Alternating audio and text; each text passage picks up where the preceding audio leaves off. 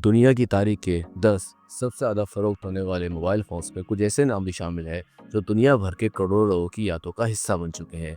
इस फहरिस्त में सर फहरिस्त है नोकिया 1100, जिसे तकरीबन 250 मिलियन यूनिट्स की तारीखी फ़रोख्त की वजह से याद रखा जाता है।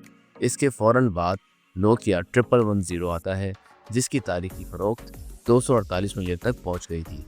सादा डिज़ाइन, तवील बैटरी और काबिल एतमाद परफॉर्मेंस ने इस फ़ोन को हर तबके में मकबूल बना दिया।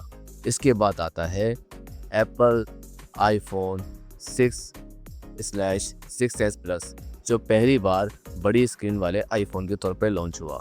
इसकी फ़रोख्त 200 मिलियन यूनिट से भी आगे बढ़ गई। नोकिया 105 भी हैरानकुन तौर पर इस फहरिस्त में मौजूद है, जिसकी मुख्तलिफ मॉडल्स की मजमूई फ़रोख्त 200 मिलियन से ज़्यादा रही, ख़ास तौर पर तरक्की पज़ीर ममालिक में। एप्पल आईफोन 5s, जो पहला फिंगरप्रिंट सेंसर वाला आईफोन था, 162 मिलियन के साथ कामयाब रहा। नोकिया 3210, जिसे उसकी मजबूती और स्नैक गेम की वजह से याद रखा जाता है, 161 मिलियन यूनिट्स में फ़रोख्त हुआ। एप्पल आईफोन 7/7s प्लस ने बगैर हेडफोन जैक आने के बावजूद, यानी उसमें हैंड फ्री का जैक ही नहीं था, 160 मिलियन यूनिट्स बेचे। एप्पल आईफोन 11, जो बेहतरीन कैमरा, बैटरी और सस्ते मॉडल के साथ आया और 159 मिलियन यूनिट्स में फ़रोख्त हुए।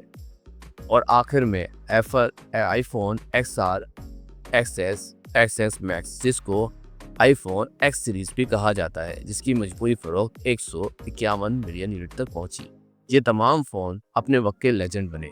किसी ने टेक्नोलॉजी में इनकलाब बर्पा किया और किसी ने सादगी से दुनिया को जीता। अगर आपने इनमें से कोई भी फ़ोन इस्तेमाल किया है तो मैं अपने कमेंट्स में ज़रूर बताएं, और इस वीडियो को लाइक करें और इसको सब्सक्राइब करें। शुक्रिया।